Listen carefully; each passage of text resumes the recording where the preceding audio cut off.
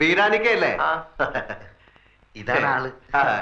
ഞാൻ ഷേവ് ചെയ്തോണ്ടിരിക്കുകയായിരുന്നു. അല്ല, നിങ്ങൾ ഷേവ് ചെയ്യുമ്പോ പുരികം പൊരിക്കല്ലോ, അത് തലയിൽ കൂടെ തൈരും കൂടെ ധൃതി തേച്ചപ്പോ എല്ലായിടത്തോടെ ആയിപ്പോയി. ഞാൻ ഓഫീസിൽ പോകാൻ ലേറ്റ് ആയി. നിങ്ങൾ വരുന്നുള്ളത് കൊണ്ട് ഞാൻ ഇപ്പൊ എളുപ്പം ധൃതി തേച്ചപ്പോ ലേറ്റ്. ഇല്ല, നമ്മൾ എത്ര രാഹുകാലത്തിന് 2.5 മിനിറ്റേ ബാക്കിയുള്ളൂ.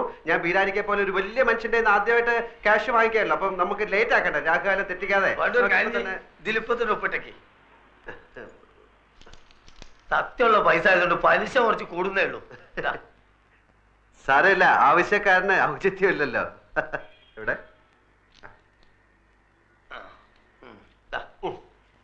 ഇതിലൊരു 40 ഉറുപ്പിയുടെ കുറവുണ്ടാവും. കാരണം ഞാൻ ഓട്ടോറിക്ഷ എടുത്ത് വന്നാണ് ഇങ്ങോട്ട്, അതിന് കൊടുത്ത്. നിങ്ങൾ ആവശ്യത്തിന്. സാരമില്ല, ഞങ്ങൾ ആദ്യമായിട്ടാണ് അന്യനായ ഒരാളുടെ കയ്യിൽ നിന്ന് പൈസ കടം വാങ്ങിക്കുന്നല്ലേ. ഞാനും ആദ്യമായിട്ടാണ് ഇത്ര വലിയൊരു എമൗണ്ട് കടം കൊടുക്കണേ. ഇങ്ങനെ ഒരു നിവർത്തിയോട് വന്നതുകൊണ്ട്. പിന്നെ ഞാനൊന്ന് കുളിച്ച് റെഡി ആയിട്ട് വരാം. Okay okay okay. അപ്പൊ ഇന്ന് 11, അടുത്ത 21-ന്. അതല്ല, നമ്മൾ പറഞ്ഞ മാതിരി 100 പറഞ്ഞില്ലേ?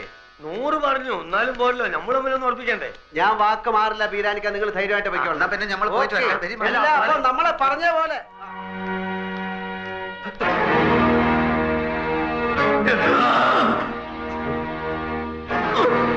എന്താ ആരാ ആൽഫീത്?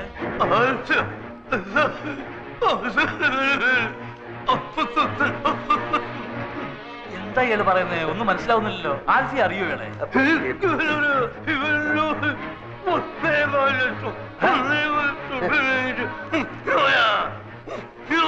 ഇത് എവിടുത്തെ ഭാഷയാണ്? ഏതാ ഈ പൂർവ്വം? എന്റെ ഒരു ഫ്രണ്ടിന്റെ മാമയാണ് ബീരാനിക്ക.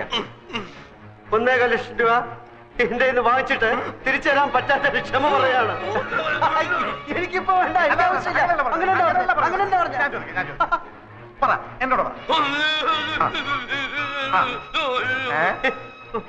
മനസ്സിലായ നായിന്റെ മോനെ ആവശ്യമില്ലാത്ത കാര്യത്തിന് എന്തിനാ ഇടപെടുന്ന അയാൾ ചോദിച്ച അയാളുടെ വായിലിരിക്കണം. എല്ലാം കേട്ടിട്ട് കാര്യമുണ്ടോ? ബീരാനിക്ക പണമാകുമ്പോ വരുമ്പോ നമുക്കെന്ത്? എനിക്ക് ഒരു വിഷമല്ല. മോളുടെ നിക്കാഹ് കഴിഞ്ഞിട്ട് പണം പലിശയും ചേർത്ത് തരാന്നോ? അപ്പൊ മതി. ബീരാനിക്ക പോയി കിടക്ക്, പ്ലീസ് പോയി കിടക്ക്. ബീരാനിക്ക പോയി കിടക്ക്. തട്ടിപ്പോകുന്നതിന് മുമ്പ് ഈ നിക്കാഹ് ഞാൻ നടത്തും. നിക്കാഹ് നടത്തുന്നതിന് മുമ്പ് തട്ടിപ്പോകുന്നുള്ളതിന്റെ ആദ്യ പേടി. എന്റെ ഫ്രണ്ടിന്റെ മാമയാണ് മകളുടെ കല്യാണം നടത്തുന്ന കാര്യം പറഞ്ഞോണ്ടിരിക്കുകയാണ്. മോടെ കല്യാണം ഒക്കെ ഞങ്ങൾ നടത്തി തരാം. ആരും അടിച്ച് കൗളിലെ എല്ല് പൊട്ടി ശരിയാകാൻ കുറച്ച് സമയം എടുക്കും. 100 കോടി പുണ്യം കിട്ടുമെന്ന് പറയായിരുന്നു. ഇയാളെ പിടിച്ച് പെട്ടിക്കടത്ത് സ്ട്രാപ്പ് ചെയ്തിട്ടേക്കണം. എഴുന്നേക്കാൻ സമ്മതിക്കില്ല. ഞങ്ങൾ നടത്തിക്കോളാം. നിങ്ങൾ പൊയ്ക്കോളി. പന്നീന്റെ മോന് പനി ഉണ്ടാവും മാമ. മുറിവ് ഉണങ്ങുമ്പോ പൊയ്ക്കോളും. മോളുടെ നിക്കാഹ് ഞങ്ങൾ നടത്തിക്കോളാം. മോളുടെ നിക്കാഹ് നടത്തി തരണം എന്നല്ലേ അയാൾ പറഞ്ഞത്? അതെങ്ങനെ മനസ്സിലായി? പുതുതായിട്ട് പലതും കാണുകയും കേൾക്കുകയൊക്കെ ചെയ്യുമ്പോഴല്ലേ ചിലതൊക്കെ മനസ്സിലായി വരുന്നത് അല്ലേ?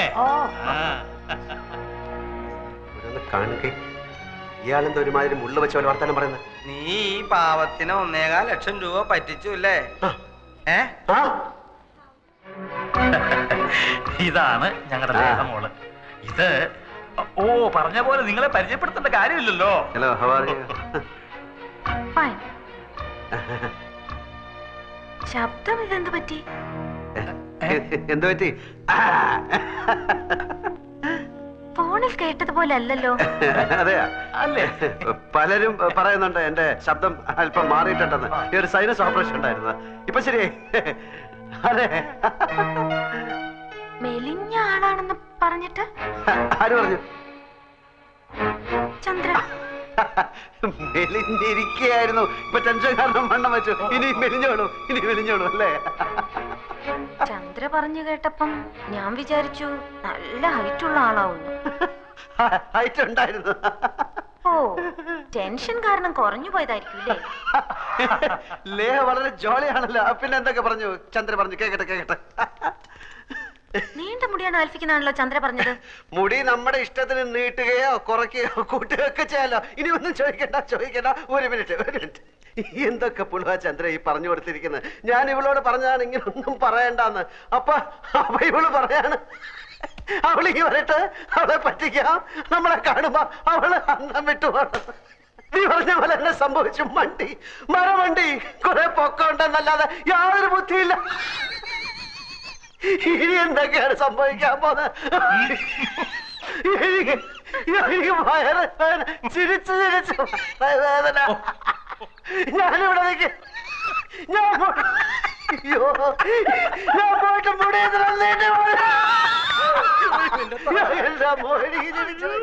ഇന്നലെ ഒരു തമാശ ഞാൻ കേട്ടു.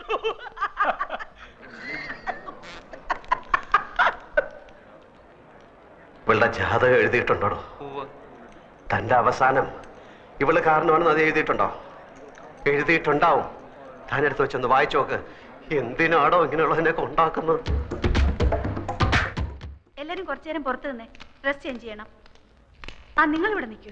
എന്തിന്? ഈ കുട്ടിയുടെ ഡ്രസ് മാറ്റണം, അതിനൊരാളുടെ സഹായം വേണം. ഹസ്ബൻഡ് നിൽക്കട്ടെ. അത് വേണ്ട, താങ്കൾ വന്ന് താ വെളിയിൽ പോയേ. സാർ ഇവിടെ നിൽക്കും. 3 പേരും വെളിയിൽ പോവും. സിസ്റ്റർ ഒറ്റയ്ക്ക് ഉടുപ്പ് മാറ്റിയാൽ മതി. അന്തസ്സുള്ള കുടുംബത്തിലെ പെണ്ണ. പെണ്ണുങ്ങൾ തുണി മാറ്റുന്നിടത്ത് ആണുങ്ങൾ നിൽക്കാൻ പാടില്ല. ഭാര്യയുടെ തുണി മാറ്റുന്നിടത്ത് ഭർത്താവിന് നിൽക്കാലോ. അത് ഭർത്താവാണെങ്കിലല്ലേ? നിക്കാം. ഭർത്താവാണെങ്കിൽ നിക്കാം. പക്ഷെ നമ്മൾ നാണോ മാനോളവരല്ലേ? ഞാൻ പോയിക്കോളാം. വെളിയിൽ പോകാൻ പറഞ്ഞു. എത്ര പ്രാവശ്യം പറഞ്ഞാ മനസ്സിലാവില്ലേ? ചെയ്യുന്നത് തെമ്മാടിത്തരാണെന്ന് ഓർക്കണം. ഞാനെന്ത് ഇവര് സമ്മതിക്കുന്നില്ല. പിന്നെ ആര് ഇവര്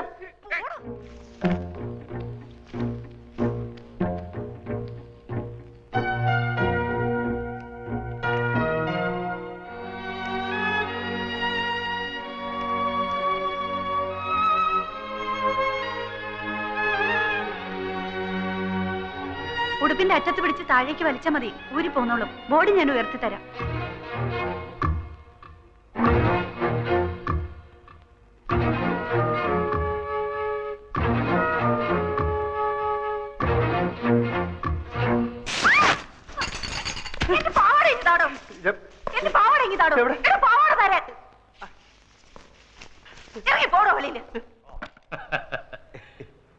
ഞാനല്ലല്ലോ ആൽഫി, ഈ കാണുന്നതാണല്ലോ ആൽഫി. ഈ ഒക്കെ ഇംഗ്ലണ്ടിൽ പോയി പഠിക്കാൻ ആരാ സ്കോളർഷിപ്പ് കൊടുത്തത്? ഇവിടെയൊക്കെ ഡോക്ടറായുണ്ടല്ലോ, ഈ ബ്രെയിൻ ഓപ്പറേഷന് വരുന്നവരുടെ ഈ കിഡ്നി എടുത്ത് തല വെച്ച് കൊടുക്കാം. ഏയ് ഒന്നിക്കണേ. ഈ ഒറിജിനൽ ആൽഫി എങ്ങനെ ഇരിക്കും? അവന്റെ മൂക്കിന്റെ അടിയിൽ 2 വലിയ കൊമ്പുണ്ടോ? അതോ തുമ്പിക്കൈയും വാലും ഒക്കെ വെച്ചിട്ട് ആനനെ പൊലിക്കും? പറയടി, എന്ത് പറ്റി? കുറച്ചു മുമ്പ് 7 മുഴം നീളമായിരുന്നല്ലോ നിന്റെ നാക്കിന്. നിന്റെ ഭാവം കണ്ടപ്പോ ഞാൻ വിചാരിച്ചു നീ എന്നെ ഉരുട്ടി ചവിട്ടി പിടിച്ച് അങ്ങ് കുടിച്ച് കളയുമെന്ന്. തല ഇത്തിരി താഴ്ത്തി തന്നാ നീ അതിന്റെ പുറത്ത് കയറി നിരങ്ങും അല്ലടി കോട്ടി മരം. പിന്നെ ഞാൻ ആരാണെന്നറിയാനുള്ള നിന്റെ ഈ എന്റെ പുറകിലുള്ള നടപ്പുണ്ടല്ലോ, വേണ്ട, അതങ്ങ് നിർത്തുന്നതാ നല്ലത്. ഞാൻ പറഞ്ഞില്ലെന്ന് വേണ്ട. കൂടുതൽ കളിച്ചാൽ നിന്നെ പിടിച്ച് കഴുത്തിലൊരു കമ്പ് വെച്ച് കെട്ടി തോട്ടിയാക്കി വല്ല മാങ്ങയും പുളിയും പറക്കി എത്തി പിള്ളേർക്ക് കൊടുക്കും. എന്റെ ശരിക്കുള്ള സ്വഭാവം നടക്കാനുള്ള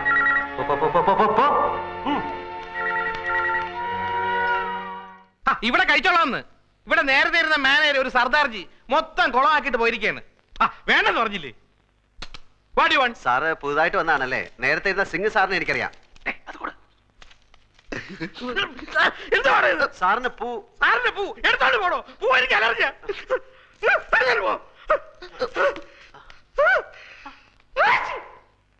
സർ, ഞാനൊരു ലോണിന് അപ്ലൈ ചെയ്തിരുന്നു 2 വർഷത്തേക്ക്. ഒരു കടയെടുത്തിട്ട് വരാമെങ്കിൽ ഉടനെ ലോൺ തരാമെന്ന് പറഞ്ഞു. സിംഗ് മാനേജർ. അയാളല്ലേ പറഞ്ഞത്? ഞാൻ പറഞ്ഞിട്ടല്ലോ, അയാൾ പോയി. ഞാൻ ആർക്കും ലോൺ കൊടുക്കാറില്ല. സാർ അങ്ങനെ പറയരുത്. 1.25 ലക്ഷം റുപ്യ ഇരട്ടി പലിശക്ക വാങ്ങിയത് ഇവനേതാ? എന്റെ സുഹൃത്താണ്. ഇവനെ ആദ്യം പിടിച്ച് പുറത്താക്കെ. ഇവനെ കണ്ടപ്പോഴേ എനിക്ക് അലർജി അറിയുന്നത്. പിടിച്ച് പുറത്താക്കെ. സോപ്പിട്ടിട്ട്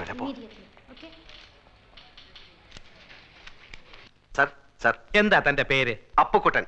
ആപ്ലിക്കേഷനിൽ ജി അപ്പുക്കുട്ടൻ നായർ ചേരിയിലെന്നാണ്. സാറിന്റെ പേരെന്താണ്? ഇയാളുടെ കൂടെ പോയി തന്റെ ആപ്ലിക്കേഷൻ തിരിച്ചു മേടിച്ചോണ്ട് പോയിക്കോളൂ. സാർ, ഞാനൊരു മലയാളിയാണ് സാർ. അതുകൊണ്ട് തന്നെ തരില്ലെന്ന് ഉറപ്പിച്ചത്. മലയാളിയിൽ നിന്ന് കേട്ടാ എനിക്ക് അലർജിയാ. സാർ, ഞാൻ ആത്മഹത്യ ചെയ്യും സാർ. ലോക ചരിത്രത്തിൽ ഇന്ന് വരെ ബാങ്ക് ലോൺ കിട്ടാത്തതിന്റെ പേരിൽ ഒരാൾ ആത്മഹത്യയായിട്ട് ഞാൻ കേട്ടിട്ടില്ല. ആ കണ്ടിട്ടാണോ? Please get out. Sir, please പുറത്താക്കണോ? Sir, please sir. പറയുന്നു. രാവിലെ ഞാൻ ഓരോരുത്തമ്മ കെട്ടിയെടുത്തോളൂ. പൂവും കായും അവന്റെ. ഇനി നമ്മൾ എന്ത് ചെയ്യണം? നമ്മളോ? എനിക്കെന്താ കുഴപ്പം? 2000 റുപ്യന്റെ പണി, മോട്ടോർ സൈക്കിള്, താമസിക്കുന്ന സ്ഥലം എല്ലാം ഉണ്ടല്ലോ. ഞമ്മക്കെന്താ ഉള്ളത്? മാമയും പോയി, മൈമനയും പോയി. കയ്യിലാണെങ്കിൽ കാശില്ല. പടച്ചോനെ കണ്ണിലിരുട്ട് കയറുന്നത് പോലെ തോന്നുന്നു. അത് സന്ധ്യ ആവാൻ പോകുന്നോണ്ട് തോന്നുന്നായിരിക്കും. എന്ത് ഇരുട്ട്? അപ്പൊ നെഞ്ചിൽ കത്തിക്കൊണ്ടിരിക്കുന്ന തീയ. എടാ എന്റെ അവസ്ഥ ഒന്ന് ആലോചിച്ച് നോക്ക്.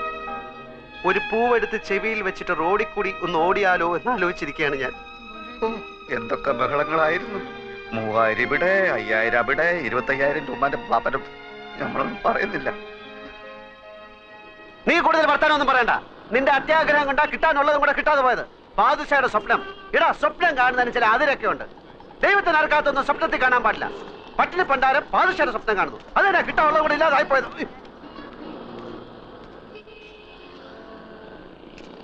എടോ, എന്റെ വണ്ടി നമ്പർ ട്രാഫിക്കാരൻ കുറിച്ചെടുത്തോണ്ട് പോകുന്നു. ഇതിന്റെ കുറ്റിപ്പറല്ല. അവിടെ ഇവിടെ വണ്ടി വെച്ച് കഴിഞ്ഞാല് ട്രെയിന് വന്ന് എടുത്തോണ്ട് പോകും.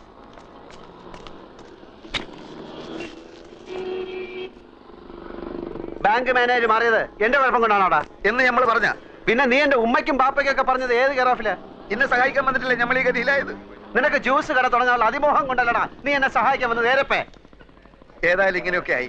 നമ്മൾ തമ്മിൽ വർത്താനം പറഞ്ഞ് അങ്ങോട്ടും ഇങ്ങോട്ടും തെറ്റിയിട്ട് കാര്യമൊന്നുമില്ല. ഞാൻ ചിലതൊക്കെ തീരുമാനിച്ചിട്ടുണ്ട്. എന്ത്? വേറെ വഴിയൊന്നും കണ്ടില്ലെങ്കിൽ ഞാൻ മോഷണം തുടങ്ങും. മോഷണോ എന്ന് വെച്ചാല്? ഓ, നീ ആ വാക്ക് കേട്ടിട്ടില്ലല്ലോ. ഹൈമവതിയുടെ ചോറ് കട്ട് തിന്ന ആ പ്രവർത്തിക്ക് ഇപ്പോഴും മോഷണം എന്ന് തന്നെ പറയുന്നത്. മനസ്സിലായോ?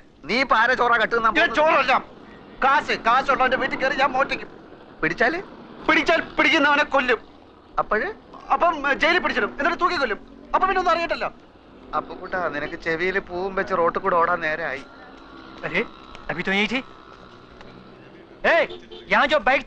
അതെടുത്ത് അപ്പുറത്ത് മാറ്റി വെച്ചിട്ടുണ്ട്. മാസം അടയ്ക്കാനുള്ള കാശ് അടയ്ക്കാത്തോണ്ട് മാർവാടി ബൈക്ക് എടുക്കാൻ ചട്ടമ്പികളെ അയച്ചിരിക്കുകയാണ്. ഓ ഗാഡിയിലേക്ക്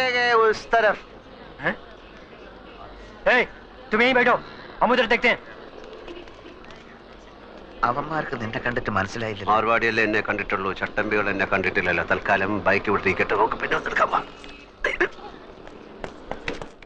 चंद्रा कौन है? What's the matter? कौन है Chandra? Chandra, she's my wife. ये बैग तुम्हारा है? It's my bag. देखिए, इसको हमने इस बैग के साथ एक अजीब हालत में पकड़ा है और इस पर जो टैग लगा है वो हॉस्पिटल का है। It's my bag and he's my servant and he's bringing this bag. But he looks like a thief. Not only his face but his father's face is also looks like a thief. Thank you very much, sir. Oh, I see. Thank you very much. Thank you for the bag. चलो चलते हैं. ഒറ്റ മുക്കാല് കയ്യില്ലാത്തോണ്ട് കിട്ടുന്ന നാട്ടെന്ന് വെച്ചിട്ട് ഞാൻ പടച്ചോനെ കണ്ടു. ഏത് പഠിച്ചോ? എടാ, ഞാൻ കുറച്ചു മുമ്പ് പടച്ചോനെ കണ്ടു ബാങ്ക് മാനേജർ രൂപത്തില്. ബാങ്കിൽ ചെന്ന് ഒപ്പിട്ട എത്ര ലക്ഷം രൂപ ആണെങ്കിലും കിട്ടും. 4 ലക്ഷം ഒന്നും അല്ല. നേരാണോ നീ താങ്ക് യു. അയാൾ വിചാരിച്ചിരിക്കുന്നത് ഞാൻ പെണ്ണിന്റെ ഭർത്താവാണെന്ന്. അതുകൊണ്ട് ഈ ലോൺ കയ്യിൽ കിട്ടുന്നിടം വരെ ഞാൻ ഈ കളി തുടരാൻ പോവാണ് മോനെ. ഇനിയിപ്പെങ്കിലും നല്ല ബുദ്ധി തോന്നിയല്ലടാ മോനെ. അവിടെ കോട്ട് സൂട്ട് വിട്ട് ഒരുത്ത നിൽക്കുന്ന കണ്ടില്ലേ? അവനാ എന്റെ അളിയൻ, അവിടുത്തെ മാനേജർ. ഞാനീ മാങ്ങാത്തൊരു ഓർത്തുമില്ല. MD എന്നും പറഞ്ഞ് ഞാനിപ്പോ അവിടെ കയറി ചെന്നാൽ അതോടെ തീരും ഇവിടുത്തെ ചുറ്റിക്കളി. വൈകുന്നേരം വരെ വെള്ളം കോരിട്ട് വൈകിട്ട് കലവിട്ട് ഉടക്കണോടാ. അപ്പൊ പിന്നെ എന്ത് ചെയ്യും? ആൽഫി എന്ന് പറഞ്ഞു ഒരുത്തൻ അവന്മാര് കണ്ടിട്ടില്ല. അതുകൊണ്ട് നീ ആ വേഷം കെട്ടിയാ മതി. അയ്യോ, അവന്മാര് കണ്ടുപിടിച്ചില്ല. വാ തുറന്ന് ഒരു അക്ഷരം മിണ്ടായിരുന്നാ മതി. എന്ത് ചോദിച്ചാലും ഗമയിൽ തട്ടി മൂളിക്കണം. ഫയല് വല്ല ഒപ്പിട്ടാൻ കൊണ്ടുവന്ന് കഴിഞ്ഞാൽ വീട്ടിൽ കൊണ്ടുപോയി പഠിച്ചിട്ട് തരാമെന്ന് പറഞ്ഞ് എന്റെ കൊണ്ട് തന്നാ മതി. ബാക്കി ഞാൻ നോക്കിക്കോളാം. നമ്മളെ കണ്ടാൽ MD ആയിട്ട് തോന്നുന്നു. നിന്നെക്കാട്ടിലും വിവരം കേട്ടവന്മാർ MDകളായിട്ട് പല സ്ഥലത്തിരിപ്പുണ്ട്. അതുകൊണ്ട് നീ അതിനെപ്പറ്റി ഒന്നും ആലോചിക്കണ്ട. പക്ഷേ നീ ഇങ്ങനെ പോയാൽ ശരിയാവില്ല. നീ ഷർട്ട് അകത്തോട്ട് എടുത്തു. എന്താന്നാണ് ഇത്? കൊല വഴിപ്പിക്കാൻ ചാക്കി കെട്ടി വെച്ചിരിക്കുന്ന. My name is Alfred. My name is Alfred. എന്താ? ആരാ?